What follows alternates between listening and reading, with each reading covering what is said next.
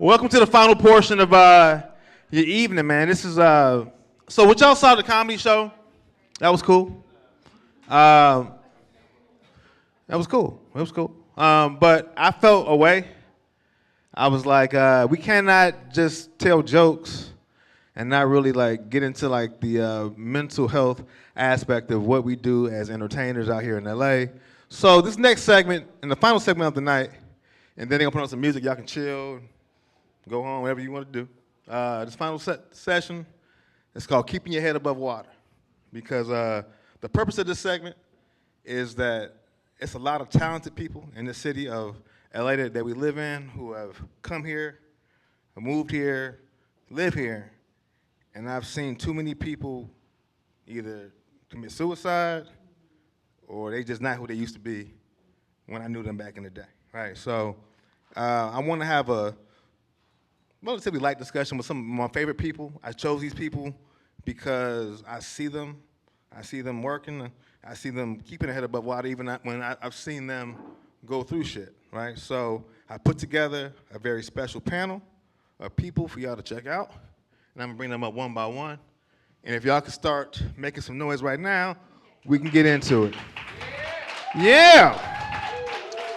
Now, coming to the stage first, I know she is so sick of me always asking for favors, but she is so amazing. We just did a panel in DC about gut health and comedy. It was called Busting the Gut, and when I was in DC, it was amazing. You've seen this. You've seen her 1 hour Amazon, 1 hour special, E-Jabs Off. You've seen her on Upload on Amazon Prime. Start clapping for the one and only Miss Zainab Johnson, everybody. You can say whatever you want. It's your world, Zainab. All right. Hey, everyone. Hey. Thanks for Zainab. Coming to the stage next, this brother is from my hometown of Chicago, Illinois. You can see him on The Chi. He plays Darnell. It's funny because if you watch The Chi, you know his character does not have a Bluetooth in his ear. And you know, I started running, then my legs started hurting again. So I met him while jogging actually up in View Park. And man, this dude has been so cool, and I'm so glad that he's here for y'all today. Start clapping right now for my man Rolando Boyce, everybody. Rolando just came back in town today from filming The Chi, so I thank you very much, brother. I thank you I know you're tired, and I appreciate it. You all right? Yeah. He said, yeah, brother, we good. Yeah.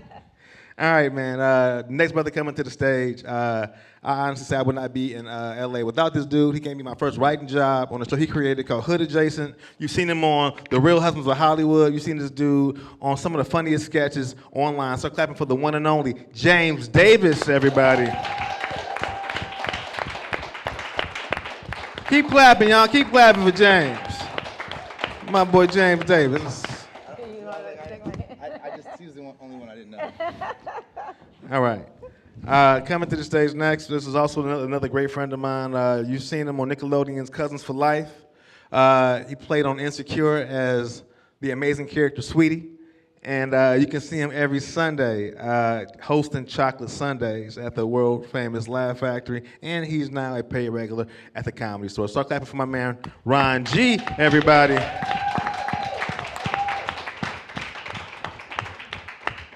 My man. All right. And last, but definitely not least, my last job I worked on was a show called Rap Shit for season 2 with Issa Rae. And I'm so glad that you came an hour and a half to bless us from your home. She played Chastity on Rap Shit. Start clapping right now for the one and only Jonica Booth, everybody. All right, man. So this is going to be like pretty informal. You got a microphone? I don't have one. There's one right here. Okay, I'm about to say damn. Oh, thank you. A little puppy breath on that. Little puppy breath on that. Man, thank y'all, first of all. Make some noise for your panel of amazing people that... And I just want to say thank y'all for just coming through to talk about some real shit. Everybody who I hit up was like, yeah, that's a good cause. It sounds good to me. So I'm going to ask y'all questions. I know, James, you are from LA, born and raised, so I'm going to ask you something different in a second. But I might just put this question out. If y'all could just tell folks where you're from and what made you move to, like, what made you actually leave your hometown? You know what I'm saying? You can start with you. I'm Rolando Boyce again. I'm from Chicago, from same Dave. I left Chicago. I had started acting there in my late 20s and did a lot of theater, and I knew at some point I wanted to do more TV and film, and I was like, am I going to go to New York or LA? Met my wife now, and we did anyway, I can't get into what we did, but we worked on something, and she was already living here in LA, so I was like, oh, well, this must be a sign I need to go to LA, and there it is. Yeah, follow that woman. Yeah. And work. Yeah. Hi, I'm Jonica Booth. I'm from St. Louis. And yeah, you feel me? Yeah, you like that. Don't steal. So, no, for me, I graduated college. I did everything in Missouri. And then I remember working at a place called City Mortgage. And I thought that was it. I was like, yeah, I'm finna become the top document control officer. I thought the sky was the limit. And it was this man, I wish I could remember him because he actually changed the trajectory of my life. He told me, get out of here, you're too special.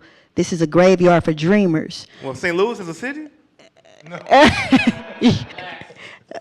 Oh, my bad. Yeah, relax. Because this is what we do. Okay. Right. But yeah, he told me it was a graveyard for dreamers. And I didn't understand that. And the older I get, the more I'm like, damn, like I get it, you know? So I ended up leaving, but I didn't know what I was going to do. I just knew that I exhausted all of my possibilities there. So I was like, let me just figure it out. And I left Chicago, Atlanta. And when I went to Atlanta, I did Atlanta for 2 years. And everybody kept telling me, oh, you're in Black Hollywood. And I was like, well, why can't I just be black in Hollywood? So I came to LA. And with nothing, I just came and was like, okay, God. I got out here in 2017. Wow. Yep. Wow. That's dope. I'm originally from Columbia, South Carolina. Went to the University of South Carolina, majored in finance and management, wound up being an accountant. Got fired from every job I ever had. Did everything right. And the tough part about life is what do you do when you've done everything right and it still doesn't work? Like, where do you start from? And then my cousin was a comic in Atlanta, and he used to go to this place called Uptown Comedy Club. And he was like, you should try getting on stage. You've been funny forever. And I was like, all right. And I went on stage. It was Apollo night. Got on stage. I think I did about 2 minutes. They booed me and told me to kill myself. They will do that. In that order. And I fell in love. I legit fell in love, and I'm like, that's it. It's something. It's like getting dunked on in basketball, or you get ran over in football practice. You make a decision. You either gonna join the band, or you gonna try to figure out how you don't get dunked on no more. And I fell in love with comedy, and because I was good at math, comedy's like math to me. So when you see me perform, I'm always adding new stuff, and I'll never do the joke the exact same way. And I felt like I moved to Atlanta, and my pastor said something to me, because I was like, my hometown is a very small place where you don't dream. Like, people just literally live for Friday, and that's a good week. If you have a good Friday, you party all weekend, you're back to the same hustle. And my pastor was like, you're special, and God has a plan for your life and a purpose for your future. And whatever you're supposed to do with your life, so I call it the quarter life crisis, where you go to school for something, but you know there's more, but you don't know what it is. And I felt like I had to, he's like, it was comedy, but I figured I had to do it in a way where it's like pleasing to God, which is why I'm a clean comedian. I don't announce it, but that's why it happened. Because I went back to the place that booed me after I figured out my purpose, and I didn't get booed and I didn't curse. But then it was a thing where God was like, okay, so you went back there and you didn't curse, but you're really hard on church people because you've been wounded by church people. Now, what makes you any different? Because you still curse in your personal life. For me. And I stopped cursing in my personal life as well, and now, You just said nigga. Nigga's not a curse word. Okay. My pastor say nigga. All right. Your pastor say nigga? My pastor say nigga. But anyway, I've been on my path. My pastor a real nigga. But I've been on my path, man, and I fell in love with this comedy thing, and like, this is all I know how to do, and I take care of my family, and this is it, man. All the new members of the church, Shake a new nigga's hand. Is there another nigga? Is there another one? Is there another nigga? If a nigga was moved by another nigga's message today, nigga, get up here and give your life to the highest nigga out there. The big nigga. Y'all stop somebody out there saying, I want to say nigga. I want to say nigga too. And for y'all watching at home, hey, how you doing? All right? Hey everybody, I'm Zainab Johnson. I am from New York City. I was born in Brooklyn, but I grew up in Harlem. And I actually came out here following a friend.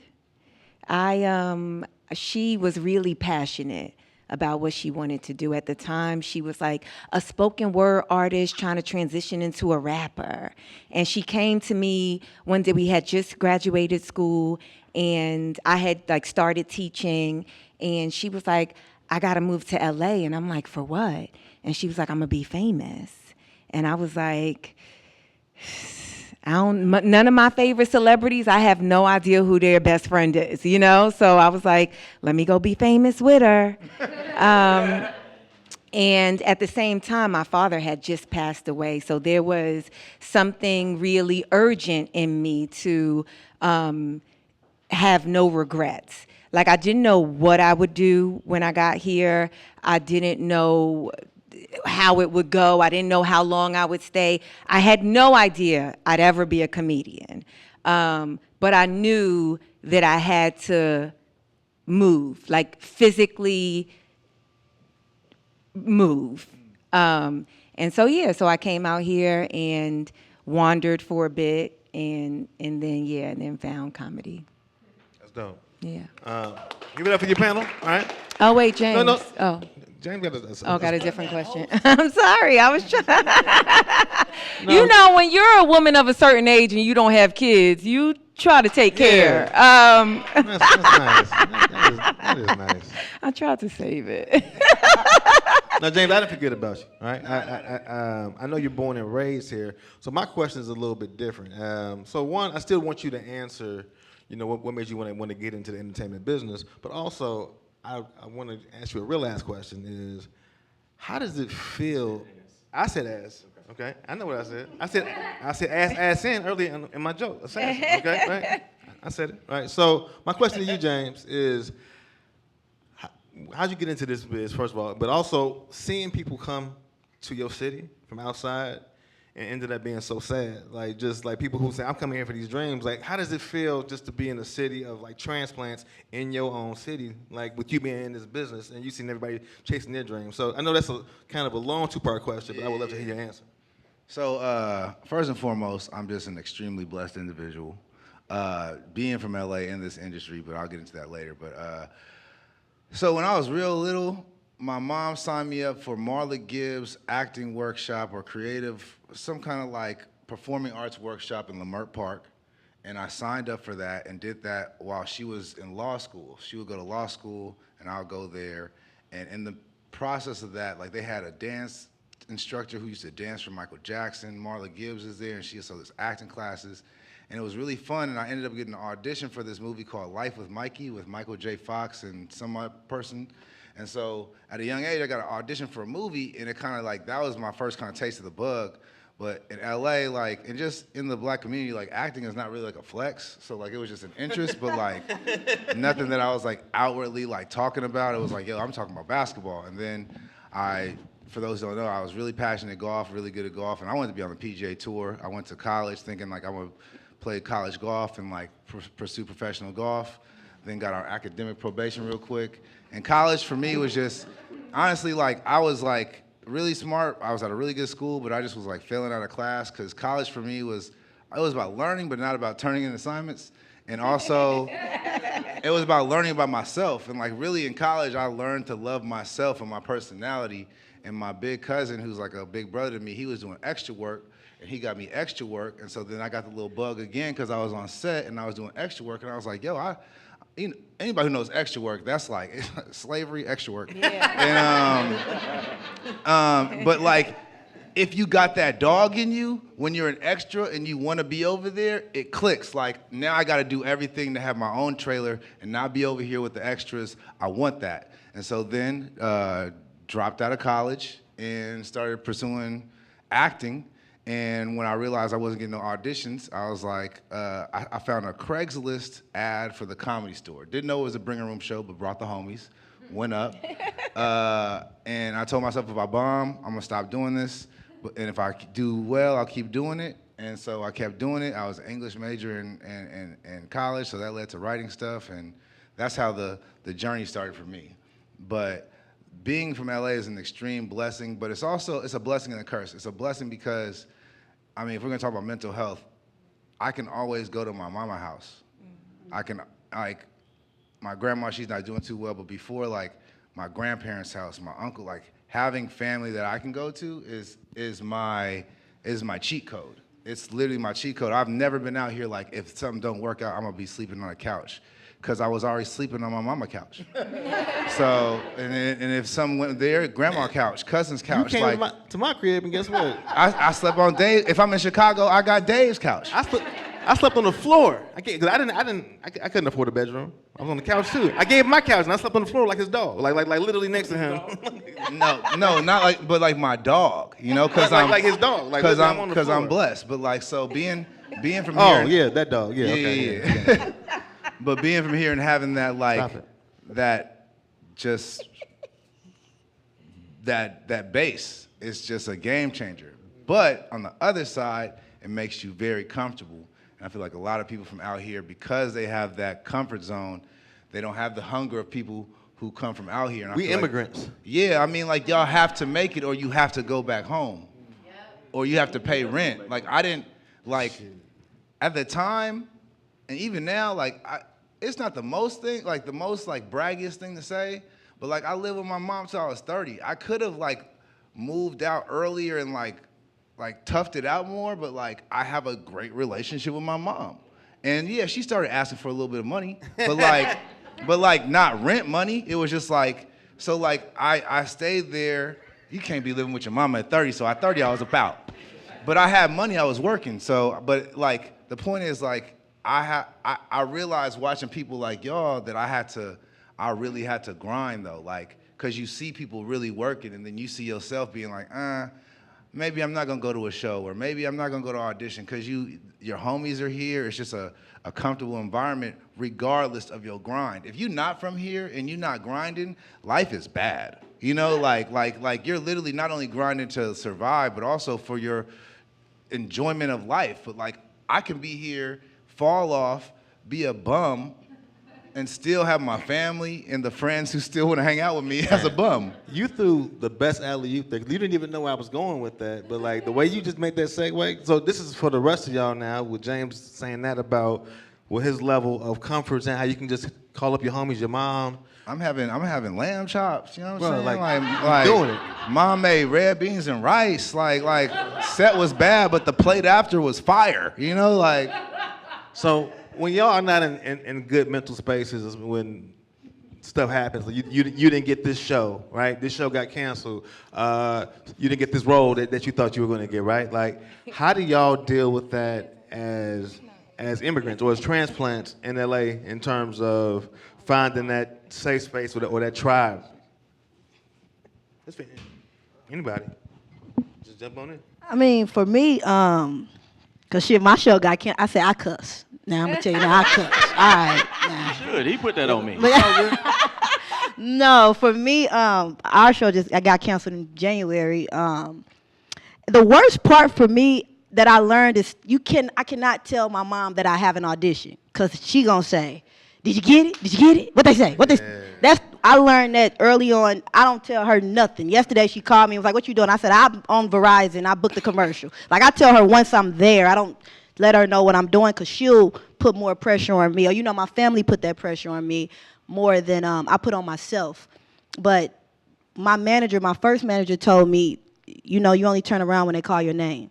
So that was something that I needed. So anytime I do an audition, when something get canceled, I don't know. I'm just a person. I put it in God's hands. And I say, you know, for whatever reason, that went that way, and it's something on the other side. You got to keep going and I don't know. I live for the excitement of what's next, and I'm okay with hearing a no because I know a yes is coming. So that's how I do. When you said you only turn around when they call your name, can you? I think it went over my head. I just want to just make sure I understand. So like when you do an audition, we all do auditions. We all go out for things, and we'll be waiting. Like, did they say something? But if you're in this industry, then you learn very early on that you don't hear a no. They don't tell you no. It's either yes or nothing, and it's like, oh, okay, I didn't get it, and that's actually the most uncomfortable part. These are things that I had to adapt to because, like I said, I'm from St. Louis. We don't have audition. We don't have act. So I'm out here. The first thing I did, I'm calling like, so what they say? They ain't say nothing. They ain't say nothing. And I'm like, what you mean? So I had to kind of stop being. I'm a Pisces. I had to stop being so sensitive. You got thicker skin. Yeah, and I'm like, oh, so Pisces. Thank y'all. So when my manager told me you look back when they call your name, she said you only turn around when they call your name. It made me start doing an audition and not even thinking about it. I got you. Yeah, all right, yeah. I got you. No, but I'm glad you asked because. I didn't understand it either, but I got it now. I am a little bit different in like the pressures that come from family because I am one of 13. And my Her face right there. The math is still mathing for her. She said 13. And so because of that, what I have learned throughout my life is if I'm even just doing okay, my mom doesn't need to worry about me, So like I could call my mom tomorrow and be like, I got nominated for an Oscar. She'd be like, Zainab, I got to call you back. Your sister got a DUI. Like, you know, like the kids that are my siblings who are maybe struggling a bit more, they got my mom booked, and so two things happen with that. It doesn't like as long as my mom's not hearing nothing crazy, then she's not bombarding me. And I think I've always been kind of like a trustful, responsible kid. But also when I may need to talk to her or lean on her, sometimes I hesitate because I'm like, is this important enough to kind of pull the resource from, my stripper sister? You get what I'm saying? And so what I don't have a lot of friends on purpose, I think. Why is that? Well, I'm about to say. I was about to say. Doing my Oprah right now. Why is your dad, man? Why is and I don't want to flex, but I have in my entire life always felt like people wanted to be my friend. I have always felt like a sought after personality. What's that like?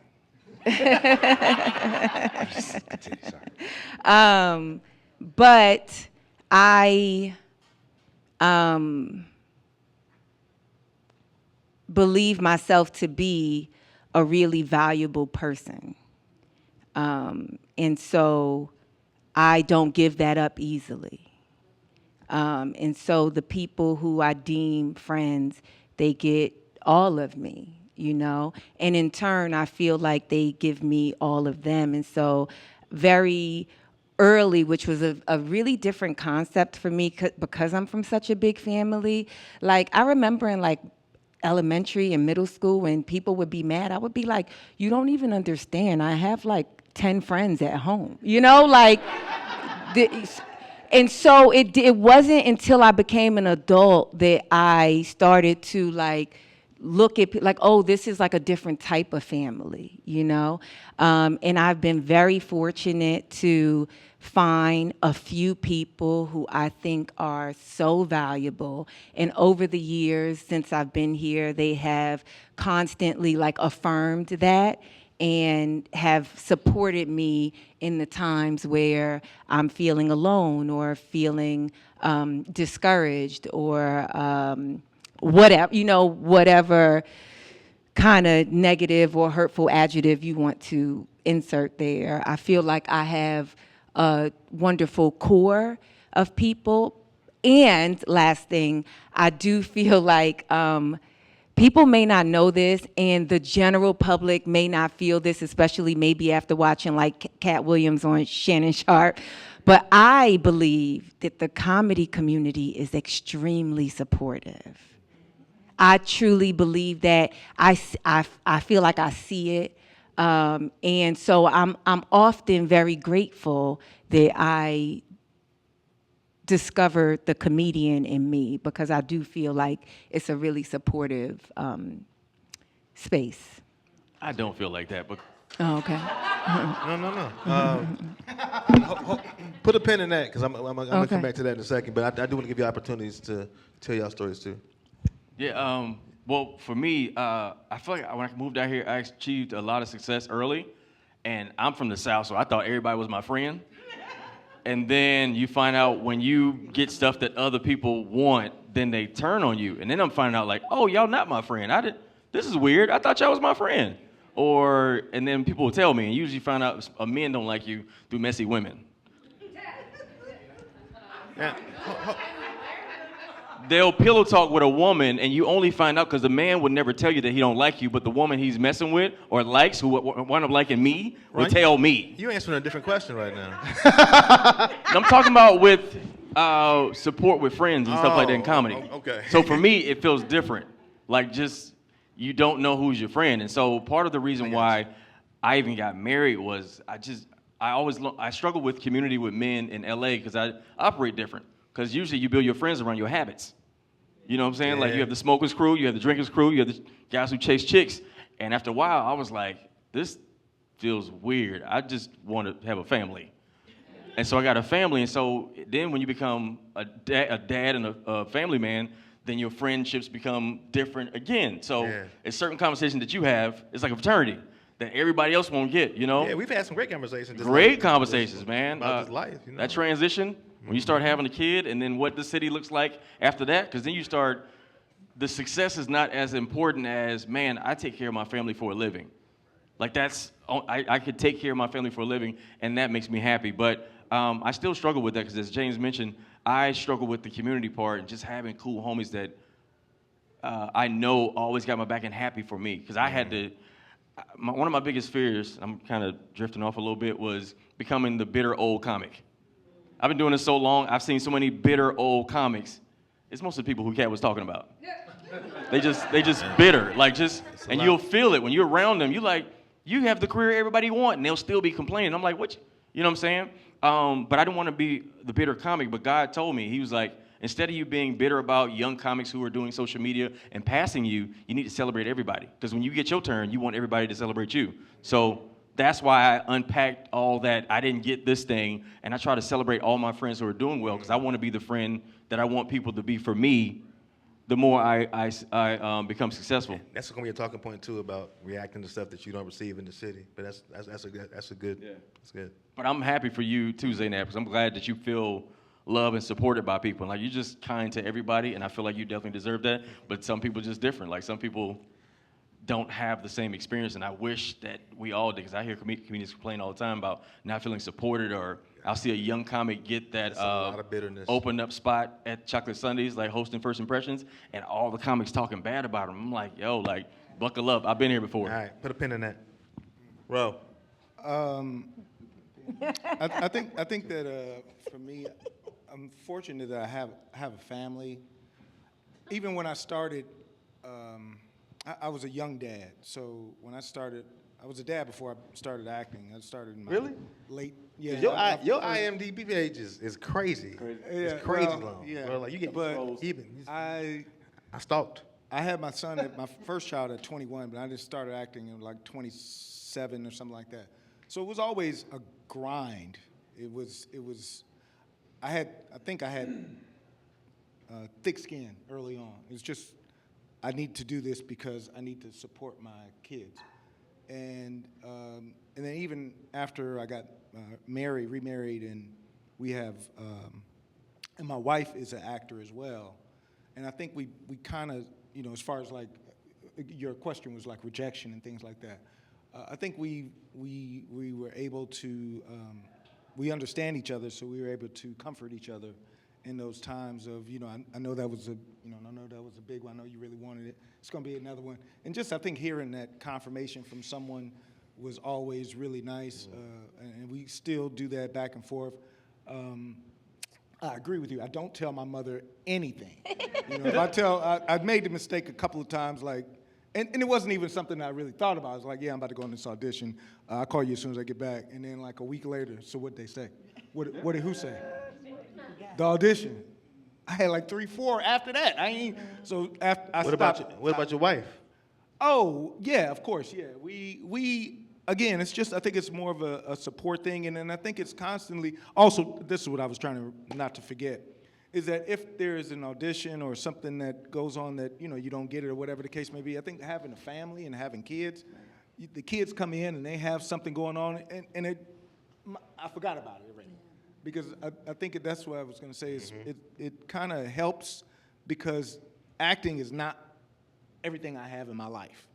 My family is like first, and say that again. And I mean, it's everything that I want. It's my passion, but to hear a story about that, my daughter came home and told me, I forgot about the audition or whatever was going on. But it's not. I think it's really tough. I mean, I think acting. I'm not a comedian, but I mean, I'm sure it's just really hard when you have to deal with so much rejection. Yeah. I mean, we get turned down for jobs thousands of times a year. You may get 1 or 2. But like in your situation though, like, congratulations on they're starting season 7 of The Shot coming up soon. Like they're filming that right now, right? Like, I think for those ups and downs, man, like, getting something like that, like, I know that has to feel amazing to just be able to just work like that. It does. I won't lie, it does. But I was having a conversation with my therapist. Yes. Like, man, sometimes I'm stressed out. It's a lot of people they getting rid of a lot of people. And he's like, you're gonna be good. You come this far, and then it's. And it's right. I mean, I think that's one of the things. I mean, I don't want to change the course, but one of the things about being able to see a therapist is someone always to give you like a little more assurance and make you feel at ease and know that everything's put a little bit everything normal. Everything is normal. That's what you're feeling is normal, but you're gonna be okay. And I like to hear that. Put a pin in that. We're going to come back to that therapy. For sure. We're going to come back to that therapy, man. So that brings me to my next point, y'all, about the current state of the industry post-strike, And I'm going to be real. It's something that I've struggled with. I know y'all been talking a lot, but I've gone through my mental issues with not working. I worked on a show that Jonica worked on Rap Shit season 2. Like, Rap season 2 was so goddamn good. I was like, ain't no way they gonna cancel this. Like, she did her goddamn thing in season 2. Let me tell you, sorry to just go ahead fan out on y'all. It was the first show in a very long time. I couldn't wait for that day. What day did it come on? Thursday? Thursday. Listen, the fact that I even I could not wait to. All right, that's it. That's it. Yeah. We'll put a pin on that. I argue. No, because I argue with a comedian who I respect. Okay. About Rap Shit. I did, because sometimes this is off topic. Figured it. No, we here. Yeah, we here. We here now. You gotta say that. This is unpinned. It's a grenade now. Let's go.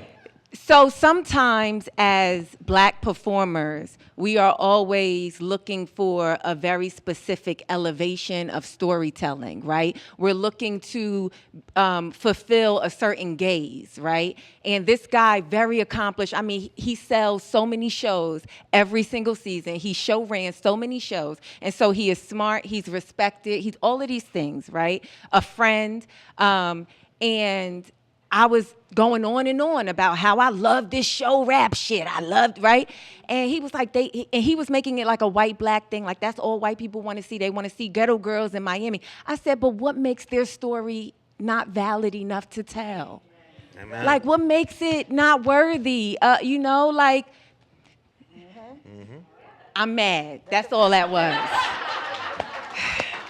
I'm mad with you. So No, I mean, not to just, but like that's part of the mental health too. Like as black performers, the black audience means so much to us, and the black audience is very fickle, you know. And the black audience is not a monolith, and so you could be doing something that you feel is like a great thing. Like you're on a great show, you're on a great show, you've been on great shows, and there's always going to be a pocket of black people like it ain't it, you know, just no matter what it is, you know. So that's part of it too. Even when you book something, even when you step into the dream and you're like, I'm here, and then it's like you have to deal with, you know, people like who just have these specific visions of what things should be instead of like there's always history attached to all our accomplishments because of who we are. You could be on set thinking about what am I going to be doing next? Yeah.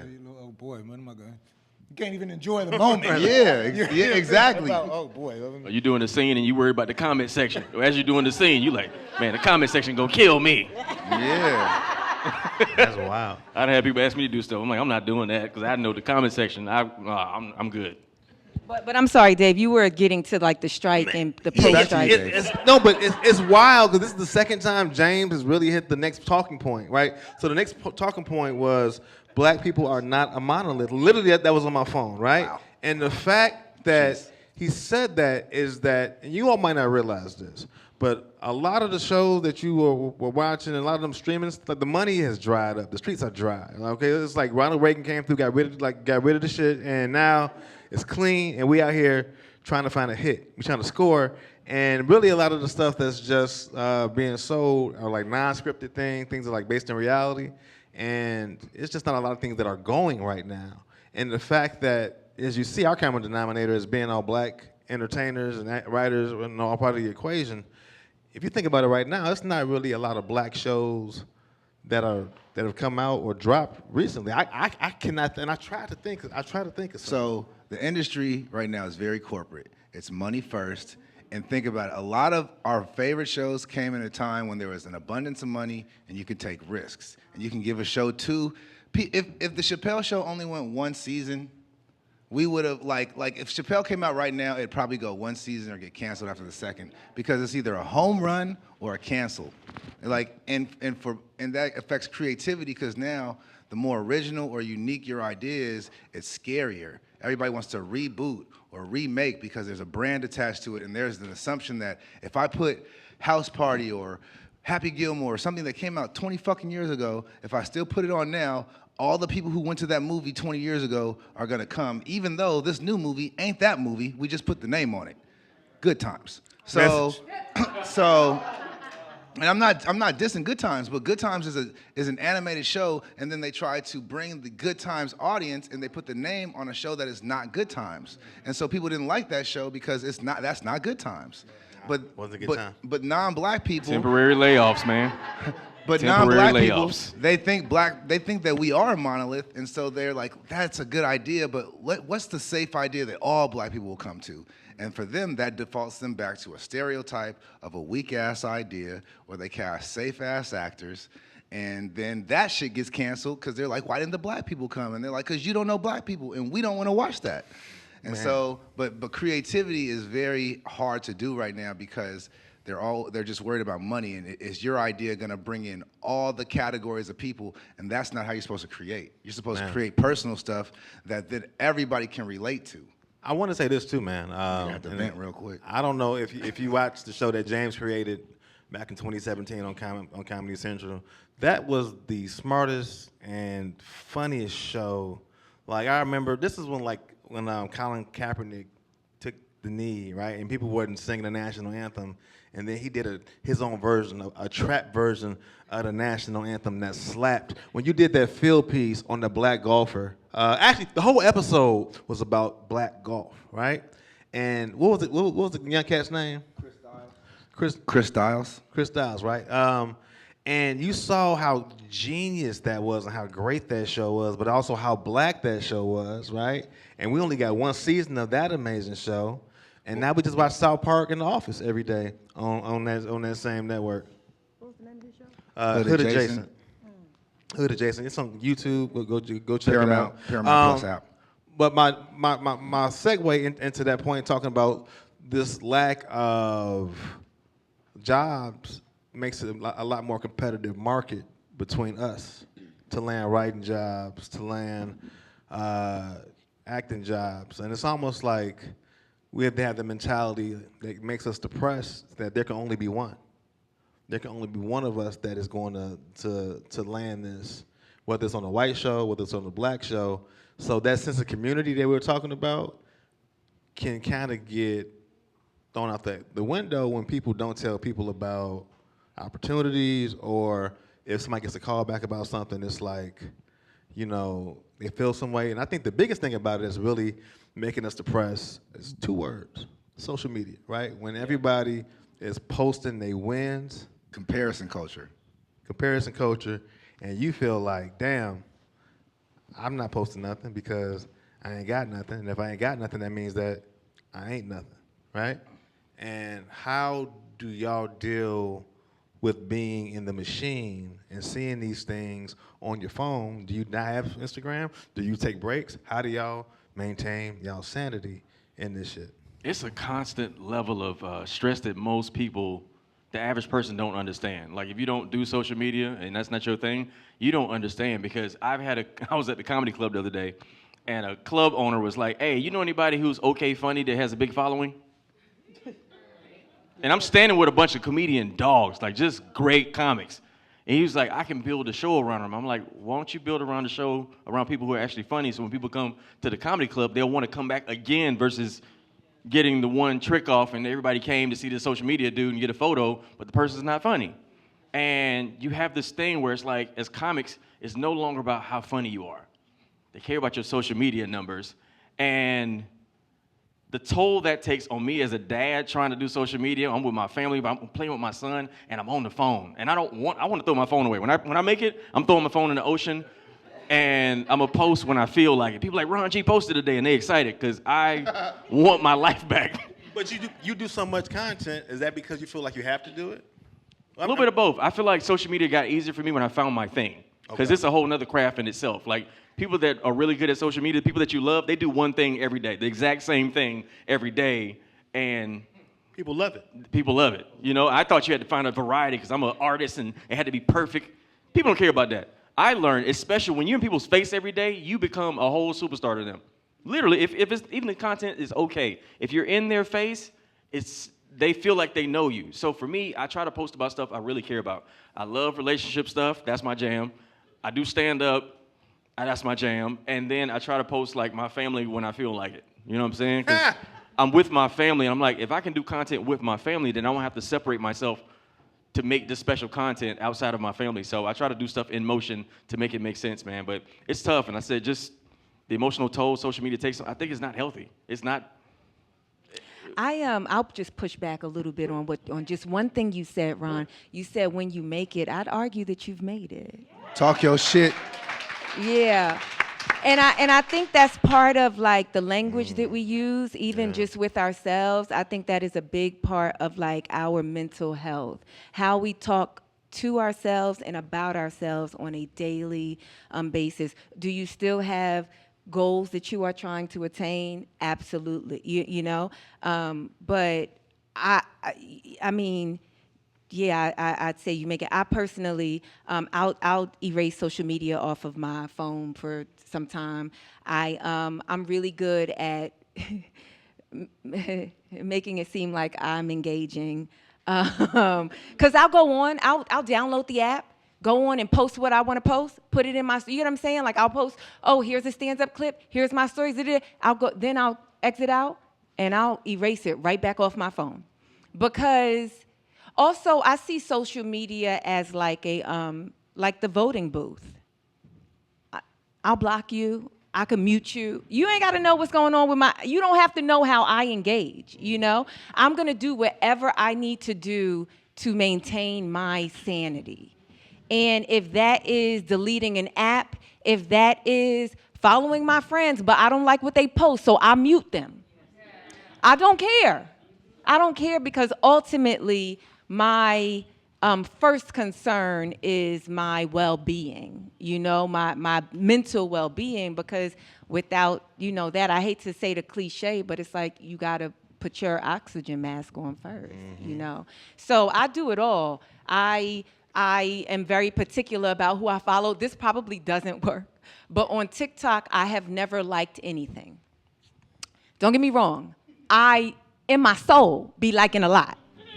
But I have never clicked a like or a set or nothing on TikTok because I'm like, I don't want them to start sending me. Just keep it random. Just keep it.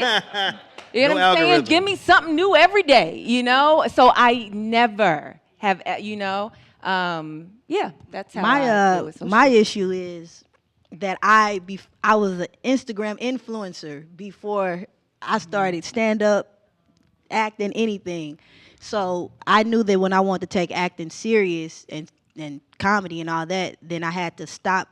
Well, it was really acting. When I wanted to take acting serious, I stopped accepting money for social media.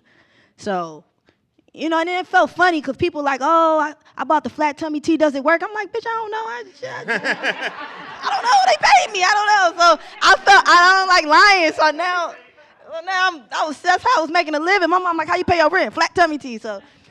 But that was a major issue that I dealt with. So, because so a little backstory, I'm 36. When I was 25, I did a reality show. So that's how I gained a following. And because of the reality show, I'm like, oh, I'm good. I was making a living off of social media. And then I'm like, I don't like it. It's not fun. It wasn't, I seen my friends, I'll be like, oh, let's hop on live. And they're like, oh, my makeup, and I'm not done. I'm thinking, damn, like that's what is coming to. And I really got sad. I have a 13-year-old brother now, but he was like 8, and he had an Instagram. Why? I don't know. But he had an Instagram, and he deleted a picture. And I said, why you deleted? He said, because I only had like 8 likes.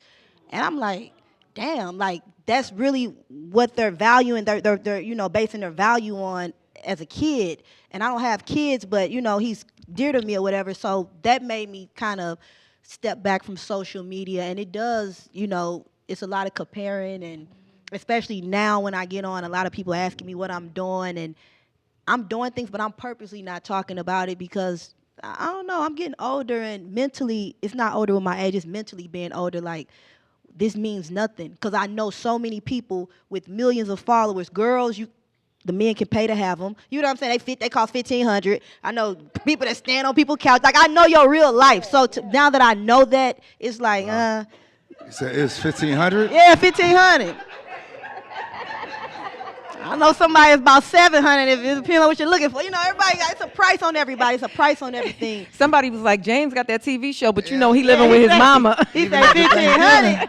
But I just feel like cool with mamas. I feel like social media has took away shame and integrity.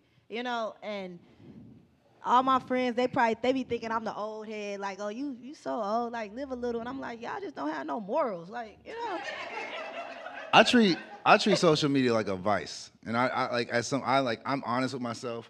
I don't have the greatest control, and I know it is not great for my mental health. So I look at it like drinking or anything else. And like I took a 2-week break from social media, and I'm back. But that space, that space time made me so mindful of like how I'm using my time and how much of my time is going to social media, that it kind of changed my approach moving forward with social media. I definitely do what you do a lot. I'll just delete it, come on, post, and then delete it again. But then I get paranoid about my engagement with my comments.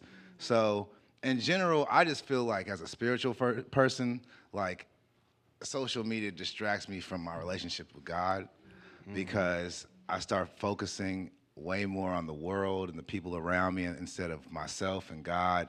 And I know that me personally, God put a vision for for goals and things I'm supposed to accomplish. And a lot of times I'll get distracted from those bigger goals by looking at the wins of other people and then start incorporating through a sense of competition. Now I have to do that too. Like, Ron, you might get 10,000 followers in a week, and now in my current journey, that's not important, but I see you doing that, and now I'm thinking, now I have to do that.